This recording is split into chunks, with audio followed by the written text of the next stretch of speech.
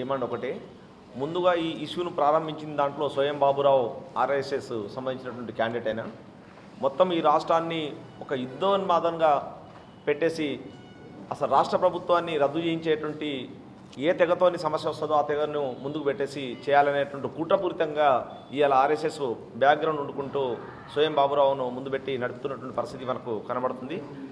అందుకోసమే మేము ఒకటే కోరుతున్నాము, ముందుగా ఈ రాష్ట్రంలో ఉండేటువంటి బీజేపీ సంబంధించినటువంటి నాయకత్వము అసలు ఈ ఘటన మీద మీ సపోర్ట్ ఉందా లేదా మీరు ముందు స్పష్టం చేయాలి. మీరు స్పష్టం చేయకుండా రెండు వర్గాలని రెచ్చగొట్టి డబ్బులు ఇచ్చి రెచ్చగొట్టేటువంటి ప్రయత్నం చేస్తే మాత్రం బంజారా సమాజము గిరిజన సమాజము ఊరుకోదు.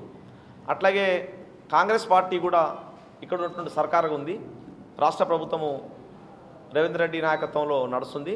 కాబట్టి కాంగ్రెస్ పార్టీ కూడా వెంటనే దీని మీద తమ యొక్క అభిప్రాయాన్ని వెంటనే స్పష్టం చేయాలని చెప్పేసి మేము డిమాండ్ చేయడం జరుగుతుంది. దీనికోసమే శాంతి ర్యాలీ అన్ని గిరిజన సంఘాలుగా ఎన్ని సంఘాలు ఉన్నాయో అన్ని సంఘాలుగా వరంగల్లో ఎవరిని నిందించకుండా ఎవరిని ఏమీ చెప్పకుండా మా హక్కులు ఉన్నాయి, గిరిజన హక్కులు ఉన్నాయి, ఈ హక్కుల్ని కాపాడడం కోసం రాజ్యాంగబద్ధంగా డాక్టర్ బిఆర్ అంబేద్కర్ ఇచ్చినటువంటి హక్కుల్ని కాపాడడం కోసము ఈ ర్యాలీని ముందుకు తీసుకెళ్లడం అనేది జరుగుతుంది. ఎవరికి ఒక వ్యక్తికి వ్యతిరేకంగా జరిగేటువంటి కాదు ఇది.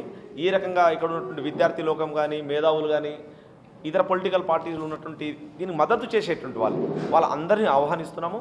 ఆ రకంగా ఈ ర్యాలీ కామ్రేడ్ ఠాణూ నాయక్ తెలంగాణ సాయుధ పోరాటం నడిపినటువంటి ఠాణూ నాయక్ ఆ చరిత్ర ఉంది కాబట్టి అక్కడ నుండి తలపెట్టాము. ఎందుకంటే ఇది పోరాట గడ్డ.